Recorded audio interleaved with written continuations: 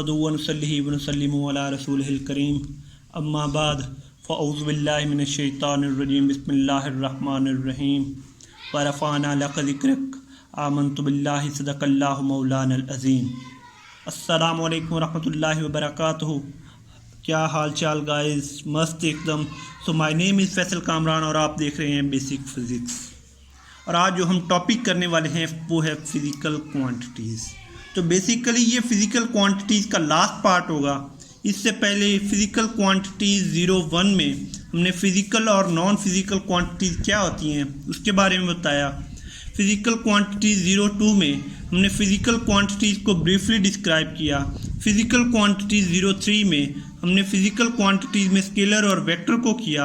और physical quantities का ये 04 लेक्चर है जिसमें हम करेंगे phasor, tensor, conversion factor and constant.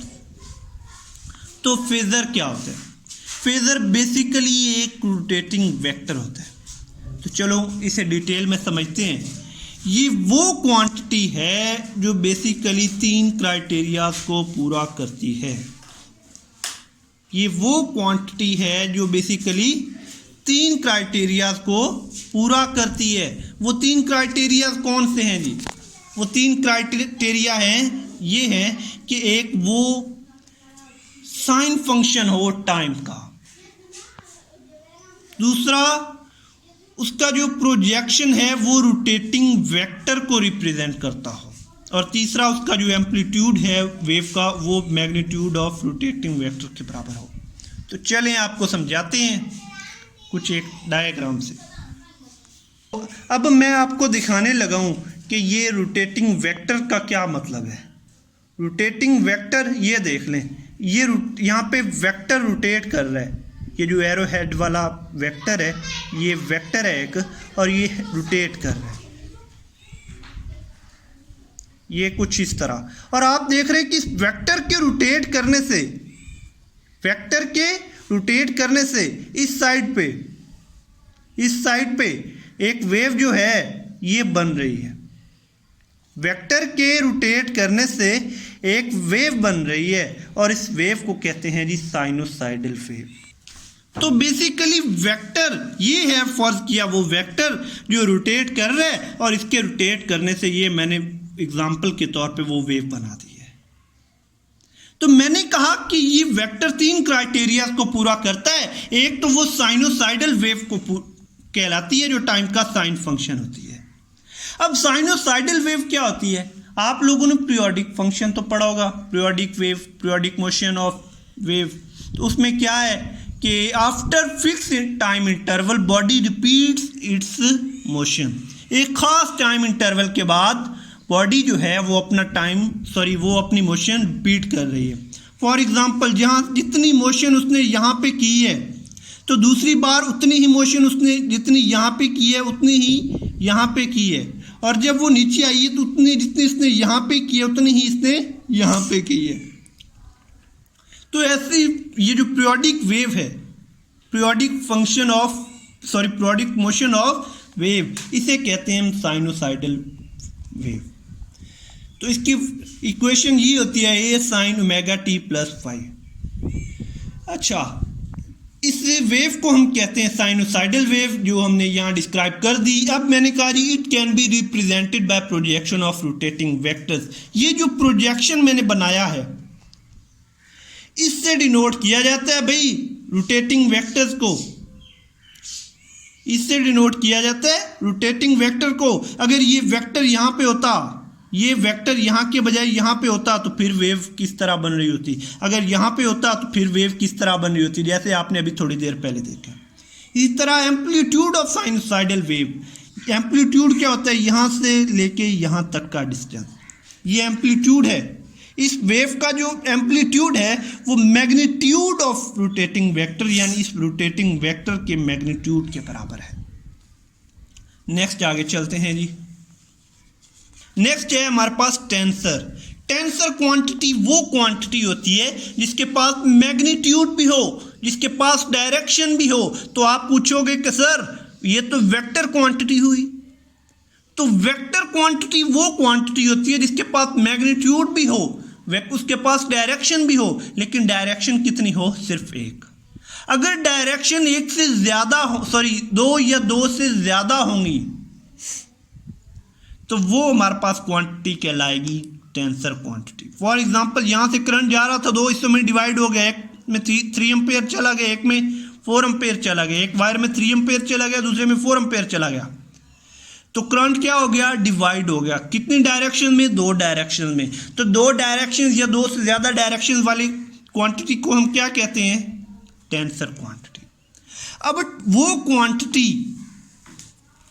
जिसके पास कोई डायरेक्शन नहीं है उसे कहते हैं rank zero tensor, rank zero tensor. और ऐसी क्वांटिटी को हम कहते हैं जी स्केलर क्वांटिटी। हमने पता था भाई स्केलर के पास कोई डायरेक्शन नहीं होती। इसी तरह वो टेंसर जिसके पास एक डायरेक्शन हो वो वेक्टर होता है। मैंने पहले आपको बता दिया, ये मैंने वेक्टर बना दिया भाई, इसके पास एक ही डायरेक्शन है और वो है लेंथ। अब रैंक 2 वाला क्या होगा जी, ये स्क्वायर। रैंक 3 वाला क्या होगा जी, ये रेक्टेंगल। तो क्यों रैंक 2 वाला स्क्वायर क्यों होगा, इसके पास क्या है, एक लेंथ होती है, एक विड्थ होती है। इसके पास क्या होती है, लेंथ होती है, विड्थ होती है और हाइट भी होती है। या फिर आप ऐसे कर लो कि हमारे पास क्यूब होता है, उसके पास लेंथ भी होती है, विड्थ भी होती है और हाइट भी होती है। इसी तरह कन्वर्जन फैक्टर्स या इसे कन्वर्जन ऑफ यूनिट भी बोलते हैं। तो it is a method to convert the unit from one to another form for same physical quantity. ये वो मेथड है जिससे हम एक यूनिट से दूसरे यूनिट में कन्वर्ट कर सकते हैं, किसी भी एक फिजिकल क्वांटिटी को।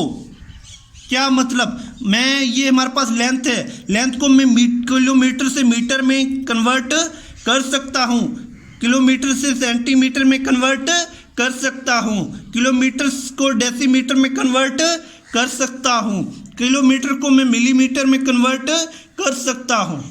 तो एक चीज़ को हम डिफरेंट यूनिट्स में कन्वर्ट कर सकती है। ऐसी क्वांटिटीज़ को हम कहते हैं कन्वर्जन फैक्टर या कन्वर्जन ऑफ यूनिट्स। अच्छा, इसी तरह टाइम, आवर्स को हम मिनट्स में कर सकते हैं, सेकंड में कर सकते हैं, मैथ्स को हम ग्राम में कर सकते हैं, किलोग्राम में कर सकते हैं। अब लेंथ को लेते हैं, तो सबसे बड़ा यूनिट क्या है, ये हमारे पास किलोमीटर, उससे छोटा यूनिट मीटर, उससे छोटा सेंटीमीटर, उससे छोटा डेसीमीटर, उससे छोटा मिलीमीटर। अब एक बात याद रखिएगा कि जब भी हम बड़े से छोटे की तरफ जाते हैं, बड़े यूनिट से छोटे की तरफ जाते हैं, तो हम क्या करते हैं, मल्टीप्लाई करते हैं। फॉर एग्जाम्पल ये हमारे पास बड़ा यूनिट है, ये हमारे पास छोटा यूनिट है सेंटीमीटर। मीटर को हम सेंटीमीटर में कन्वर्ट करते हैं, तो उसके लिए क्या करते हैं, जब बड़े से छोटे की तरफ जाते हैं तो क्या करते हैं, मल्टीप्लाई करते हैं। तो एक को मैं क्या करता हूं जी, 100 से ज़रब दे देता हूं, तो क्या बन जाएगा,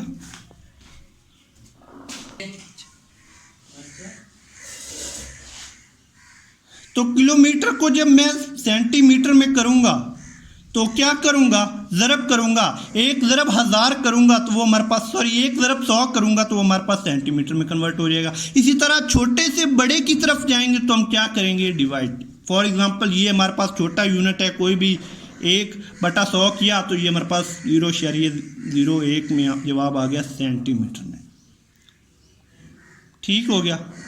कांस्टेंट, नेक्स्ट है हमारे पास की कांस्टेंट। अब कांस्टेंट क्या होता है, कांस्टेंट वो क्वांटिटी होती है जिसकी वैल्यू हमारे पास फिक्स्ड होती है, चेंज नहीं होती, किसी भी कंडीशन में चेंज नहीं हो सकती।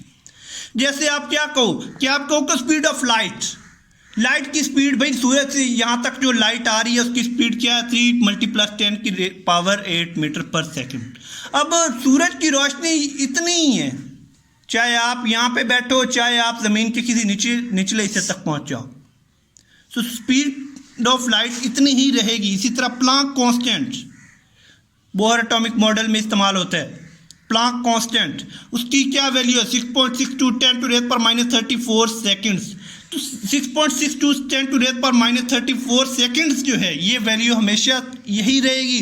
चाहे आप यहाँ पे पाकिस्तान में बैठे हो, चाहे आप बांग्लादेश में बैठे हो, चाहे आप ऑस्ट्रेलिया में बैठे हो, चाहे आप दुनिया के किसी भी हिस्से में बैठे हो, इस तरह एवोगाड्रो नंबर की वैल्यू यही रहेगी। आप चाहे दुनिया के किसी भी एरिया में चले जाओ, मास ऑफ अर्थ इतना ही रहेगा। आप दुनिया के किसी भी एरिया में चले जाओ, रेडियस ऑफ अर्थ उतना ही रहेगा। आप दुनिया की किसी भी एरिया में चले जाओ। तो ये होता है हमारे पास कांस्टेंट। इसी के साथ हमारा फिजिकल क्वांटिटीज़ का पोर्शन ख़त्म हुआ और इससे आगे हम स्केलर वेक्टर को हमने जैसे डिस्क्राइब किया था, तो इसमें वेक्टर्स को आगे मज़ीद डिस्क्राइब करेंगे। तो अगर आपको वीडियो पसंद आए तो लाइक करें, कमेंट्स करें और चैनल को सब्सक्राइब लाजमी कीजिएगा। शुक्रिया।